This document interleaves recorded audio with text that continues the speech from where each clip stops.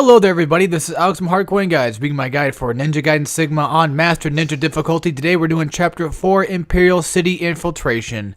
I want to go ahead and apologize for the last video being so weird. Yeah, I messed up a lot and that's probably going to happen. So, anyway, the start of this chapter, you're going to deal with these three guys here. You can either run away from them or just fight them. I chose to fight them, obviously. And they're not, like, super tough, of course. You know, they're the same enemies we fought in the last chapter, which there's going to be more of them now. They're going to be a lot more prominent in this chapter. And there's going to be a newer one, a more tan-looked kind of armor set-looking guy. So, we'll get to see him. He's a grenade launcher. They're typically grenade launcher enemies anyway. So, yeah, we're getting pretty close to meeting up with the military scene, and that's going to be hectic on its own. That's when the really big guys come out to play. And they're the harder of the group, I'll say that much.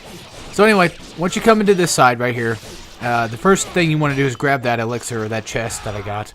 And then obviously take out these guys. You can flying swallow pretty much through all three of them. If you can get them all lined up in one go, you can do that.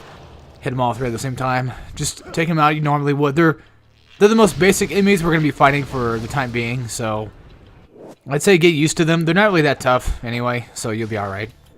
Now, what I'm going to do here is I'm going to shoot these barrels, stay close to the fenced-in door right there, and then once the cutscene activates when that door, you know, locks, instantly charge up your triangle attack and get a red UT on these guys. That's my trick there, but I messed up, obviously, because I did it a little too early. But in my previous recordings of this chapter, I actually did a pretty good job, and this was the one that actually ended up being the one I actually got through this, so yeah, I got screwed out on that one. The reason why you should come over here first on this right side is because that's where these guys first spawn at. Once you kill a certain number of these guys, the other side will start to spawn, and that's what you have to be very wary of, is having the grenade launcher guy spawn, because he can do a ton of damage to you, and it's not very good to have. So, take these guys out as we normally took them out before. Just focus on them. They're really nothing. Don't even worry about the guy in the back. He's just there trying to shoot me down. He's really nothing. If you want to charge up your red UT and get, like, if you want to, you know, use the blue essence for red UT, go ahead by all means. But remember, keep your health in check at all times. That's the deal here. That's why I usually just grab it instead of just use it, because I know I'm gonna need it for sure. And I always make sure I try to get it as much as I can if I need it. If I ever have enough health, of course I'm gonna charge up. You know, there's no doubt in my mind. So anyway, the second tan-looking grenade launcher enemy is going to spawn here again. So make sure you stay over on this side and take him out as well. You can use the wall to your advantage if you really feel like that would be something you can use. I don't use it very often because I feel like it's not that useful against these guys. That's just my personal opinion. But you guys might find something better with it. Especially with these armored up enemies. So now what's this, the third or fourth? Yeah, I think the fourth grenade launcher enemy is going to spawn on the right side again. So make sure you head toward that way. Just flying swallow him. He's relatively easy. It looks like it took me like 3 hits to take him down. So he's really nothing once we get, you know, flying swallows in on him. So again, this is the last guy right here. So that's all you have to really fight. It's just like 4 waves of these guys, and then after that, you're pretty much clean to go. Now, I do recommend going back and saving the game. Go back to your previous checkpoint. I think the enemies do respawn up there, so be careful of that. Unless you probably like ran away, and then, you know, maybe they're still there. It could be a matter of anything. So I guess I got a little bit cocky here, and I decided to go ahead and whip out all the Life of the Gods. I already did all of them. So that's why I only had that one for now, because I already had all of them in stock, and I decided to go ahead and use them. So if you're probably like wondering where all of them went, that's where. Alright, now these guys are going to be annoying because of how narrow this hallway is here. But luckily for me, I actually was able to get a blue essence drop, which, again, it's completely random sometimes. Now, whenever you're getting like really low on health, they typically drop more blue essence that way, but the way the blue essence works, or just the essence in general works, is strictly pretty much random. So, like, if you need the health, they'll give you the health for it. But there are times where, like, you obviously don't even need health for it, and you'll get it anyway. So, alright, I'm going to grab the Lunar Staff. I'm not going to upgrade it. I'm not even going to use it. I don't care for it. I keep stuttering. if it's a weapon that you enjoy using yourself, then by all means go ahead and use it. So now, be careful that when you open that door, you're going to have to fight these guys again. So if you're willing to take them out, you can. You can easily run away from these guys. If you wish to just run away, that's fine. By all means, go ahead and do it. You have the option to do it, so I'm not going to tell you, how to do it. If you feel threatened by these guys, then by all means, yeah, go ahead. But there's really no need to really take them out anyway. There's nothing I'm really technically grinding for. I'm just beating them down because it's like, why not? They're here. Might as well just kill them off. So that's my idea. All right, now, once you go down these stairs, head to the left, grab this chest. You'll get the next part of the tablet. I think that's the first part, actually. So you get the first top right piece of the tablet. That door will become open. Well, it'll become unlocked later. We're going to have to come back and do that in a later time. So once you get over here, instantly run behind that corner where you can be protected from this guy, and then shoot arrows into the grenade launcher guy across the side there. This was something I figured out in my Master Ninja run-through. Or very hard. It was definitely not my normal playthrough for sure. When I first played the game, I never knew about this. And even when I did like a Let's Play, I think I didn't even know about this either. Or I might have forgotten. Regardless, you can do this right here. If you see a mouse like running across a ledge, that's when you know you can actually, go across it. So, if you have arrows, use them. Because these guys are a huge nuisance. They really are. They're really annoying. So as soon as you get across this platform here, there's going to be 2 guys that are going to spawn.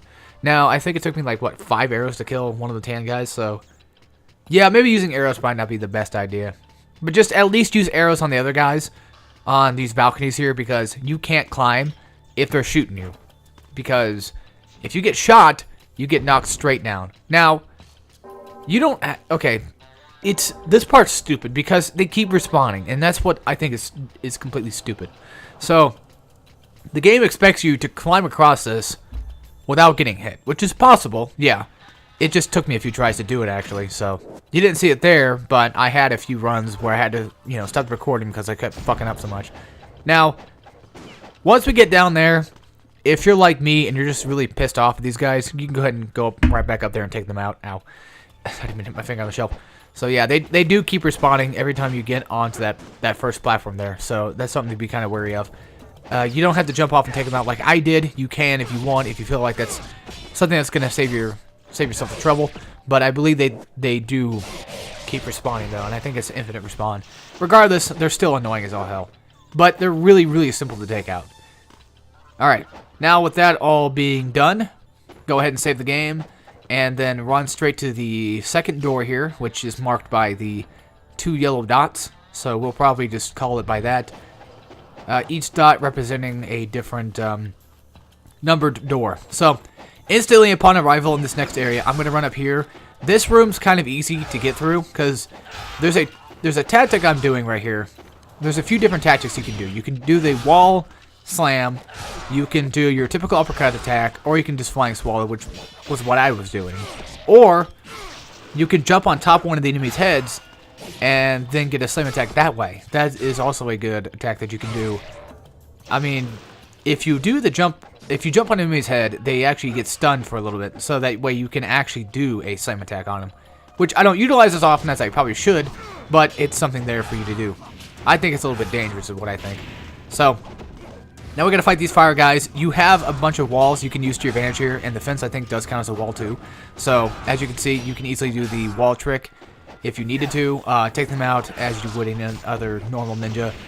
Which, for the most part, most ninjas in this game, or, even technically, like, samurai and just all of them, like, the basic tier of enemies, even, like... Okay, I'll say this. The humanoid. The very humanoid, or human-esque enemies are rather really simple to take out. And then like all the monster and the zombies later on, well, the zombies are completely easy to take out, they're nothing. But the other like fiends and stuff, they're a little bit harder to take out. Well, they're a lot weaker, but they're a lot more nimble, and yeah, I guess they're kind of like humanoids, so I guess they're probably relatively easy as well. I guess like the bigger like dragon looking fiends, they're more annoying, and then there's like smaller little bastards. So most enemies in this game are relatively easy to take out. It's just like the really bigger guys are the ones that are going to be a problem to me, especially like the knights. I think that's what they're called. I don't remember. So anyway, we're going to walk in this shop here. If you wanted to, if you had the arrows left over, which you can go back and get infinite supply of, if you go back to that dead body where the first door was, if you go back there, you can get more arrows from him. And if you shoot Muramasa enough times, you can actually get some essence. But I think if you shoot him after like 10 different times, I think he dies, from what I've heard. So be careful on that. Don't shoot him too much. If you want some extra little bit of essence, I think you can just go ahead and do that. If you kill him, it's game over, clearly. So there's that. I buy the Azuna Drop, counterattacks, and Guillotine Throw, pretty much for no reason. Now make sure you try to buy the Azuna Drop and the counterattack. Now, what the counterattack does, and this was something I learned recently that I didn't even know I had because I bought it. I always forget that I buy it. What it does is whenever you're blocking, if you're holding down the block button, and as soon as the enemy attacks you, press square or triangle and you'll do a counterattack. So, it's really straightforward, and it actually is really, really extremely useful, especially for a certain enemy that comes up later. And you'll see me utilizing that constantly on them because there's nothing else you can really do to them, I feel. Alright. So now, once we get done with the shop, we're going to fight these guys off. Of course, with having the Azuna Drop on hand, I can now do a completely full Azuna Drop and have iframes out of it.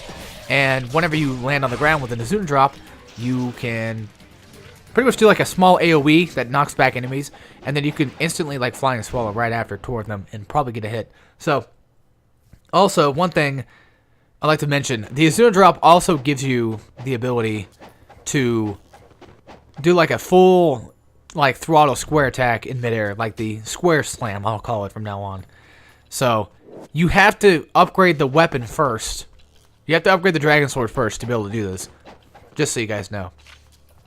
That's just it's extremely helpful to have. I mean, Azuna Drop is a great technique, and it's definitely worthwhile. Again, it gives you iframes when you're slamming on the ground, so that's good to have. It really is. Once you come in here, grab that chest and you get like a shit ton of essence from that. We'll come back to that door later. That will be probably around like after chapter 10 or so. I think I'll come back for that. So just letting you guys know. Or chapter 10, I think. This one, I think I come back. So now we got to fight off. We got to fight off a fire ninja and looks like a couple Spider Clan ninjas. Not really too hard. I mean, we do have the advantage of having some walls here. Now, the best place to fight these guys off at is in this area right here. I know it sounds weird, like, you know, having a narrow room is not a good idea, but if it's enclosed like this, it tends to kind of help a little bit, especially since you can, like, you know, jump on the walls and slam them on the ground, and then get them all enclosed into one little group, slam them, they're done. So, be careful on that part. That part's a little bit frustrating because the way the room is built, it's kind of, you know, janky.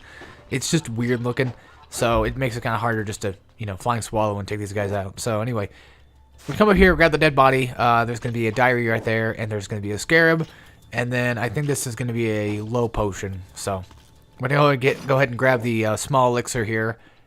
I think it was a small one. Yep, it was. Okay. And unlock the lever, which will unlock the door, and then immediately go back and save it if you need to, which I always recommend saving the game because I think it's just a smarter choice. You don't have to fight these guys if you don't want to. You can. As you can see, like a full square combo in air does not exactly kill these guys, but it does do quite a bit of damage. So the best way to kill these guys off, if you want to go full throttle with them, is just to do the Azuna Drop. And the best thing is, too, you can actually do an OTG, or as, you know, the fighting game community calls it. Well, that's what the fighting game community calls it, actually. It's called off the ground. So you can actually, you know, knock enemies off the ground with an Azuna Drop attack. So with an uppercut attack, which is really nice to have. These guys, I think, can be taken out by a single Azuna Drop. So keep that in mind. That is a very, very useful trick to fighting off these guys. And we're only to fight these three for now. And then after this, I think we have to fight off, was it 2 motorcyclists? Now, the thing about Sigma that it added, as far as I'm concerned, is a Team Ninja sign thing that gives you all your Nimpo back and all your health back. So, once, I'm going to show you how to get up there. So, run on that first wall there on the left, and then run to the right one. Just keep wall jumping across there. And then eventually make it to that platform. Now, you have to start off, you see where that 2-bar line thing right there is? You have to start off there. You see how, like, the lines are blue? that's a platform that you can run on, and that's where you want to run at. So, if you need health or Nimpo, come over here and grab it from this sign right here. This black box thing. I don't know what it's called really. It's just here. I only know of like 2 or 3, I think, in the entire game, and this one specifically. If you come up here, you get the windmill shuriken. I think you can actually buy it later on if you want it. I would recommend just grabbing it now, just because. So, now we made it to Hans Bar, and the one thing I want to show off real fast, what you can do, is you can do a, a charged attack on them. Like, you can do like a charged dash attack.